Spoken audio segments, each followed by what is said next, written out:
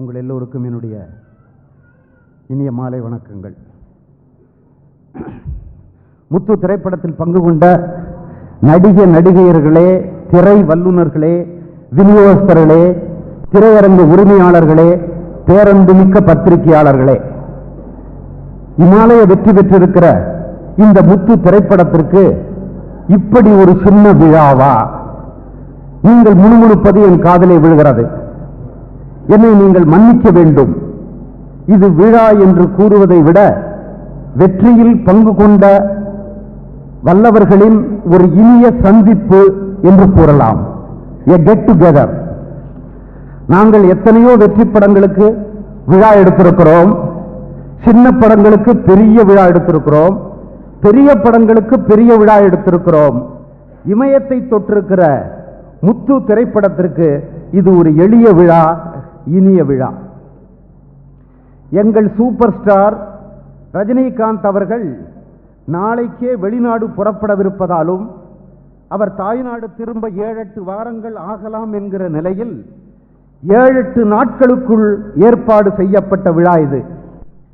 இன்றைய நிலையில் ஒரு திரைப்படத்தின் வெற்றி அது எத்தனை நாட்கள் ஓடி இருக்கிறது என்பதை வைத்து முடிவு செய்யப்படுவதில்லை, என்ன வசூல் செய்திருக்கிறது என்பதை வைத்துத்தான் வெற்றியின் அளவை கணிக்க வேண்டும் என்கிற நிலையிலே இந்த முத்து திரைப்படம் சூப்பர் ஸ்டாரின் முந்திய எல்லா திரைப்படங்களையும் விட, ஏன் இதற்கு முன் வெளிவந்த all time record for the Tamil film industry, இவற்றை வைத்து பார்க்கும்போது இனிய எளிய விழாவாக இது இருந்த போதிலும் இது நமக்கெல்லாம் ஒரு பவழ விழா. முத்து படத்தின் பவழ விழா படம் வெளியான அன்றே கூட தொடங்கி வைக்கப்பட்டது என்பதை நான் மகிழ்ச்சியுடன் இங்கே தெரிவித்துக் கொள்ள ஆசைப்படுகிறேன். ஆம், இந்த திரைப்படத்தின் படப்பிடிப்பில் பங்கு கொண்ட அத்தனை கலை நுணுக்க வல்லுநர்களுக்கும், கடைநிலை ஊழியர்களுக்கும், தொழிலாளர் பெருமக்களுக்கும் 12,000 ரூபாய் பெருமானம் உள்ள தங்கச் சங்கிலி இது வெளியான அன்றே பரிசாக அளிக்கப்பட்டது என்பதையும் இங்கு மகிழ்ச்சியோடு நினைவு கூறுகிறேன். ஆகவே இந்த இனிய சந்திப்பு பவழ விழாவின் முடிவுரை என்று கோரினால் கூட அது சால பொருத்தம்தான். இந்த இனிய சந்திப்பில் பத்திரிகை அன்பர்களை தவிர படத்தின் ஒவ்வொரு துறையிலும் நேரடியாக தொடர்பு கொண்ட கலைஞர் பெருமக்கள், வல்லுநர்கள், மதிப்பிற்குரிய விநியோகஸ்தர்கள், திரையரங்கு உரிமையாளர்கள் இவர்களை தவிர வேறு யாருக்குமே தனிப்பட்ட முறையில் அழைப்புகள் அனுப்பப்படவில்லை. இதற்கு 2 காரணங்கள் உண்டு. ஒன்று, படத்தின் வெற்றிக்கு உறுதுணையாக இருந்த உங்களுக்கு மட்டுமே முக்கியத்துவம் அளிக்கப்பட வேண்டும் என்பது ஒன்று. 2வது காரணம் இடப்பற்றாக்குறை. குறுகிய காலத்தில் ஏற்பாடு செய்ய வேண்டிய கட்டாயத்தினால் இதைவிட பெரிய மன்றம் கிடைக்காத ஒரே காரணம். முத்து விழாவை இவ்வளவு ரகசியமாக செய்து விட்டீர்களே என்று நாளை என்னை கேட்கப் போகும் கலையுலக நண்பர்களும் எனது அபிமானிகளும் என்னை மன்னிப்பார்களாக. குறிப்பாக சூப்பர் ஸ்டார் அவர்களின் எண்ணற்ற விசிறிகளும் அபிமானிகளும் அவர்கள் கூட என்னை மன்னித்து அருள வேண்டும் என்று இந்த மேடையிலே நான் கேட்டுக்கொள்கிறேன். நினைவு பரிசு பற்றி ஒரு சில வார்த்தைகள். வழக்கமாக இப்படிப்பட்ட விழாக்களிலே கையிலே தூக்கி செல்ல முடியாத அளவுக்கு பெரும் ஷீல்டுகளாக இப்படிப்பட்ட விழாக்களிலே தருவதுதான் வழக்கம். அந்த வழக்கத்தையும் இன்று இந்த எளிய விழாவிலே சற்று மாற்றம் செய்திருக்கிறோம். 100 நாள் கேடயங்கள், வெள்ளி விழா கேடயங்கள் என்று எத்தனையோ கேடயங்களை நீங்கள் வாங்கி பழக்கப்பட்டவர்கள். அவைகளை வைப்பதற்கு போதிய இடமில்லாமல் தவிப்பவர்களும் உங்களில் அநேகம் பேர் உண்டு என்பது எனக்கு தெரியும். ஏனென்றால் நான் அப்படி கஷ்டப்படுபவன். இன்னும் சில கலைஞர் பெருமக்கள் வீட்டில் இப்படிப்பட்ட கேடயங்கள் எங்கோ மூலையில் போடப்பட்டு அவை துருப்பிடித்துக் கொண்டிருக்கும் நிலையிலும் காணப்படுவது உண்டு. முத்து படத்தின் பவழ விழா நினைவு சின்னம் என்றும் உங்கள் கண் முன்னே உங்களை நினைவுபடுத்திக் கொண்டே இருக்க வேண்டும் என்கிற எண்ணத்திலே உங்கள் மேஜை மீது வைக்கப்பட ஏதுவாக ஒரு டேபிள் டாப் நினைவு சின்னமாக உருவாக்கப்பட்டிருக்கிறது. இந்த நினைவு சின்னத்திற்கு முன்மாதிரியாக எனக்கு அமைந்தது ஓனிடா டெலிவிஷன் நிறுவனம் சமீபத்திலே நடத்திய அகில இந்திய விருது வழங்கும் விழாவில் அவர்கள் கலைஞர் பெருமக்களுக்கு கொடுத்த நினைவு சின்னம். அதை முன்மாதிரியாக கொண்டுதான் இந்த நினைவு சின்னம் அமைக்கப்பட்டிருக்கிறது.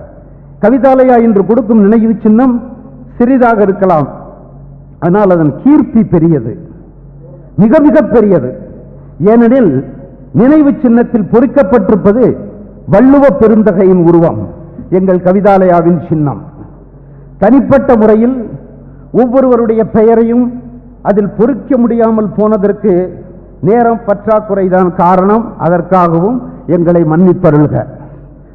இன்று விழா விரைவில் முடிக்கப்பட வேண்டும் என்பதற்கு பல காரணங்கள் உண்டு.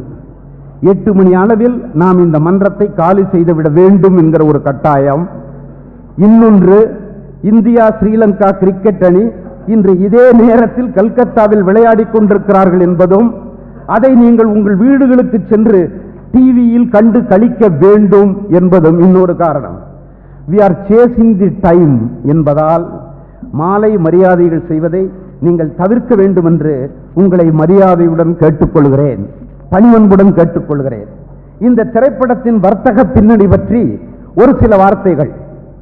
விநியோகஸ்தர்களுடைய ஒத்துழைப்பின் பேரிலும் ஒப்புதலின் பேரிலும் திரையரங்கு உரிமையாளர்களிடம் நேரடியாக வர்த்தக ஒப்பந்தம் செய்து கொண்டு முன்பணம் பெற்று தொடங்கப்பட்ட படம் இது.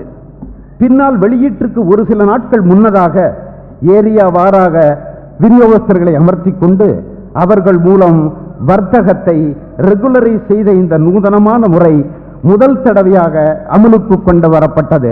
Thanks to Rajinikanth. உடனடியாக ஒப்பந்தம் செய்து கொள்ள முன்வந்த அத்தனை திரையரங்கு உரிமையாளர்களுக்கும் பின்னால் மொத்த விலைக்கு வாங்கி வர்த்தகத்தை ஒழுங்குபடுத்தி ரெகுலரைஸ் செய்த எல்லா விநியோகஸ்தர்களுக்கும் எங்களது மனமார்ந்த நன்றி. திரைப்படத்தின் முழு வெற்றிக்கும் காரணமாக இருந்த கலைஞர்களை பற்றி ஒரு சில வார்த்தைகள். சூப்பர் ஸ்டார் நடிக்கும் எந்த திரைப்படத்திற்குமே வெற்றியில் முதல் பங்கும் முழுமையான பங்கும் சூப்பர் ஸ்டாருக்கே உரித்தானது என்பது நாம் எல்லோரும் அறிந்த விஷயம். முத்து திரைப்படத்தை பொறுத்தவரை சூப்பர் ஸ்டாரின் பங்கு, அவருடைய கான்ட்ரிபியூஷன் மிக மிக மகத்தானது.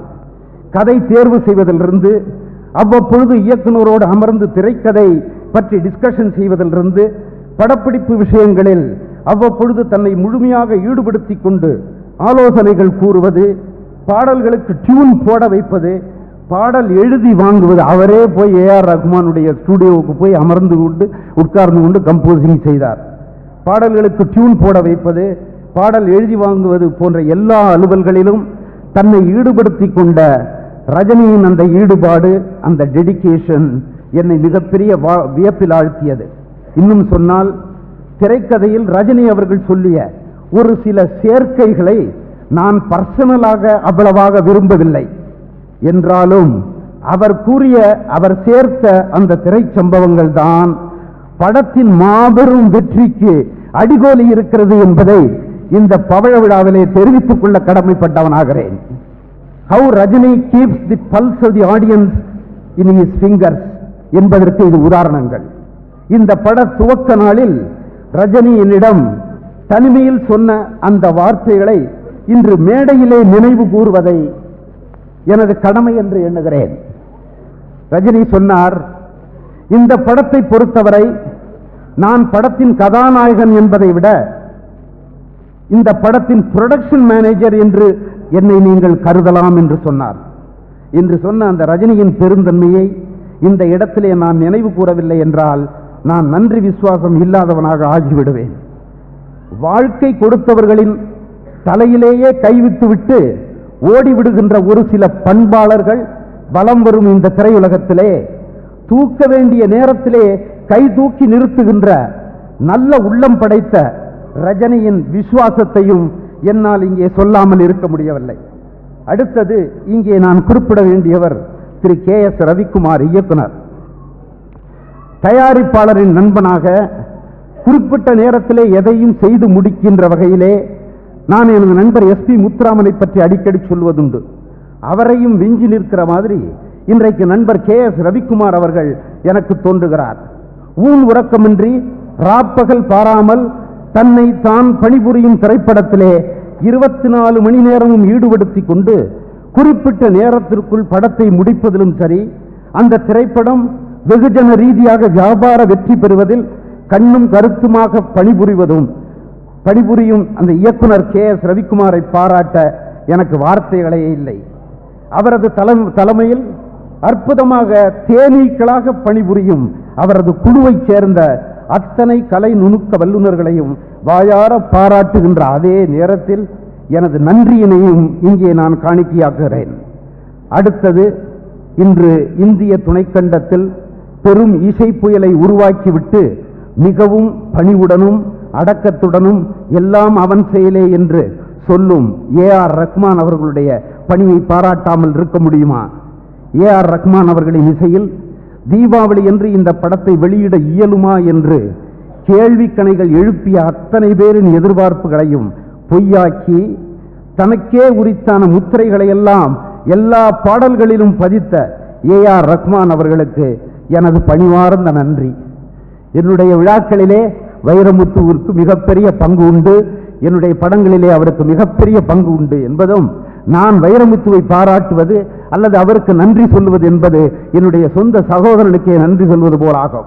இந்த வெற்றி படத்தின் எல்லா துறைகளிலும் பங்கு கொண்டு சிறப்பித்த எல்லா வல்லுநர்களுக்கும் ரஜினி படம் என்பதால் மட்டுமல்ல, KB படம் என்பதால் மட்டுமல்ல, இது கவிதாலயாவின் படம் என்கிற வகையிலே அயராமல் ஒத்துழைத்து நடித்து கொடுத்த அந்த நட்சத்திர பட்டாளத்திற்கும் துணை நடிகர்களுக்கும் கவிதாலயா நிறுவனம் தலை வணங்கி நன்றி கூறுகிறது.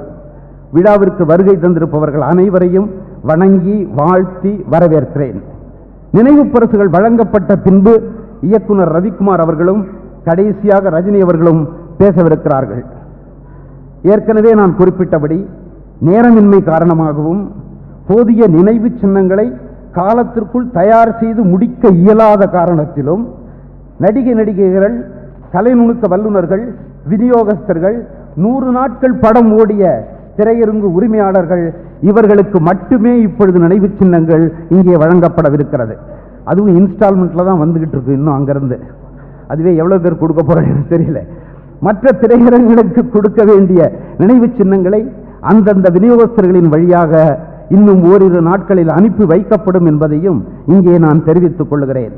சிரமம் பாராமல் இந்த எளிய விழாவிற்கு பல்வேறு இடங்களிலிருந்து வந்திருக்கும் திரையரங்கு உரிமையாளர்களுக்கு எனது பணிவார்ந்த நன்றி உரித்தாக. நினைவு பரிசுகளை இந்த மேடையிலே கொடுக்க இயலாமல் போனதற்காக எங்களை மன்னித்தருள்க. Last but not the least, கடைசியாக ஒரே ஒரு வார்த்தை. யாரை முக்கிய விருந்தினராக அழைத்து இன்று நினைவு பரிசுகளை வழங்கலாம் என்று நான் ரஜினியிடம் பேசிக் கொண்டிருந்த போது ரஜினி சொன்னார், இது கவிதாலயாவின் குடும்ப விழா. கவிதாலயா நிறுவனத்திற்கு அப்பாற்பட்டு தமிழ் திரையுலகத்திற்கு KB ஒரு சாதனையாளர் என்கிற வகையிலே உங்கள் கைகளால் நினைவு பரிசுகளை பெற்றுக்கொள்ளக்கூடிய ஒரு வாய்ப்பு முத்து திரைப்பட நடிகைகளுக்கும் கலை நுணுக்க வல்லுநர்களுக்கும் கிடைக்கட்டுமே என்று சொன்னார். அவர் இட்ட அன்பு கட்டளையை நான் ஏற்றுக்கொள்கிறேன். ரஜினி என்கிற இந்த மாமனிதர் எங்கள் திரையுலகத்திற்கு தேவை. அவரை விட்டு கொடுக்க இந்த திரையுலகம் தயாராக இல்லை என்பதையும் இந்த மேடையிலே நான் சொல்லிக் கொள்கிறேன். திரளாக வந்திருக்கும் அனைவருக்கும் மீண்டும் ஒரு முறை நன்றி சொல்லி விழா அமைதியாக நடைபெற உங்களது ஒத்துழைப்பை கோருகிறேன் என்று சொல்லி எனது உரையை முடிக்கிறேன். வணக்கம்.